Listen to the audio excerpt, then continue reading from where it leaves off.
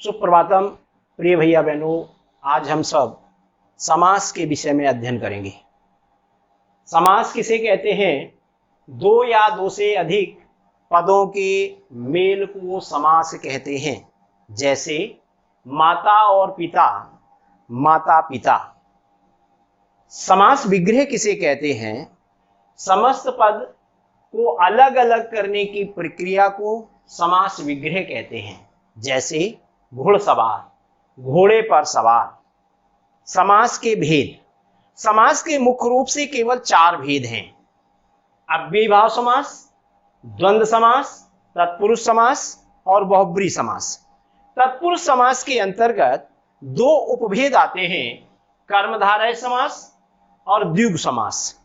ये दोनों तत्पुरुष समास के उपभेद बताए गए हैं। इस प्रकार से कुल मिलाकर के 6 समास हैं।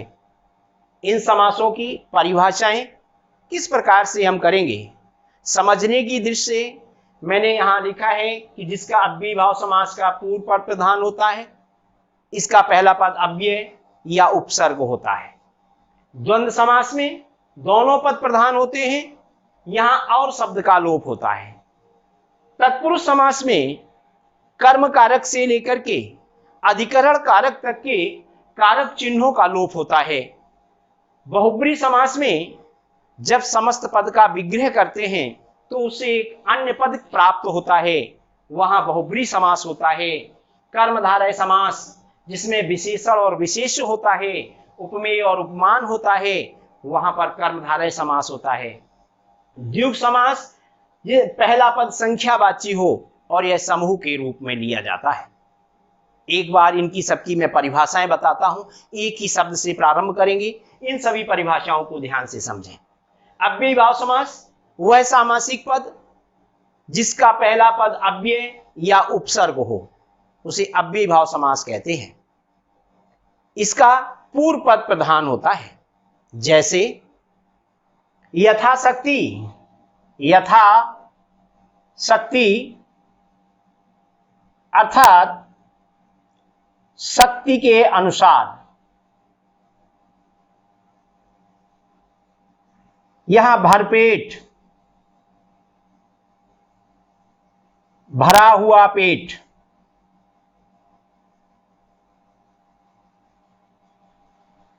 यहां यथा हमारा अव्यय है, दूसरे में भर हमारा उपसर्ग है, इसलिए ये अव्ययीभाव समास के उदाहरण हैं। द्वंद्व समास वह सामासिक पद जिसमें और शब्द का लोप होता है तथा इसके दोनों पद प्रधान होते हैं। जैसे माता पिता, माता और पिता। भाई बहन, भाई और बहन। खट्टा मीठा, खट्टा और मीठा। लड्डू पेड़ा, लड्डू और पेड़ा। जहां पर और शब्द का लोप होता है वहां द्वंद्व समास होता है। तत्पुरुष समास में कारक चिन्हों का लोप होता है।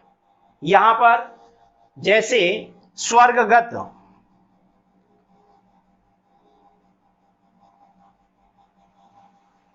स्वर्ग को गत, गत का अर्थ होता है गया, स्वर्ग को गया, अर्थात यहां को चिन्ह आया जो कर्म कारक का चिन्ह है, इसलिए हम इसको कहेंगे कर्म कारक तत्पुरुष समास।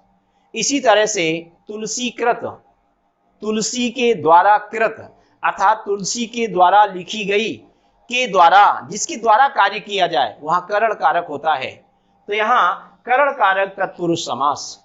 राजपुत्र, राजा का पुत्र अर्थात संबंध कारक तत्पुरुष समास। इस प्रकार से कारक चिन्हों का लोप होने से वहां तत्पुरुष समास होता है। इसी का एक उपभेद है कर्मधारय समास।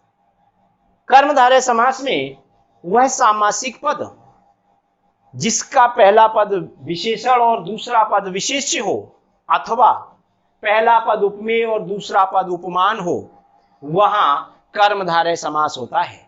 जैसे पीतांबर, पीतांबर अर्थात पीले हैं,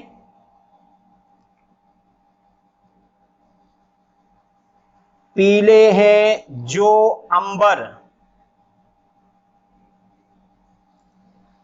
पीले यहाँ पर विशेषण है, अंबर हमारा विशेष्य है, इसलिए यहाँ विशेषण और विशेष्य का दिया गया। नीलकंठ, नीला है जो कंठ। चंद्रमुख, चंद्रमा के समान मुख, यहाँ उपमेय और उपमान का प्रयोग किया गया है। इसी प्रकार से द्विगु समास, द्विगु समास के अंतर्गत पहला पद संख्यावाची, वह सामासिक पद जिसका पहला पद संख्यावाची हो, उसमें यह समूह के रूप में लिया गया हो। जैसे त्रिभुज,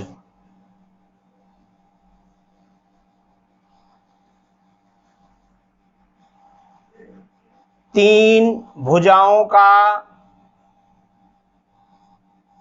समूह, अर्थात तीन भुजाओं का समूह। चतुर्भुज, चार भुजाओं का समूह। चौराहा, चार रास्तों का समूह। दशानन, 10 आननों का समूह। आनन अर्थात मुख, 10 आननों का समूह, 10 मुखों का समूह। जहां समूह के रूप में लिया जाता है वहां पर द्विगु समास होता है। बहुब्री समास, वह सामासिक पद जिसका विग्रह करने पर एक अन्य पद आ जाए, प्रधान हो जाए, तीसरा पद निकल करके आ जाता है, उसे हम बहुब्री समास कहते हैं। जैसे पीतांबर, पीले हैं अंबर जिसके, यहां पर पीतांबर, पीले हैं अंबर जिसके, अर्थात श्री कृष्ण। यहां ये तीसरा पद श्री कृष्ण निकला। इसी प्रकार से हम 10 आनन ले लें। 10 आनन है जिसके, अर्थात रावण। यहां पर विग्रह करने पर जिसके, जिसका, इस प्रकार के शब्द भी आते हैं।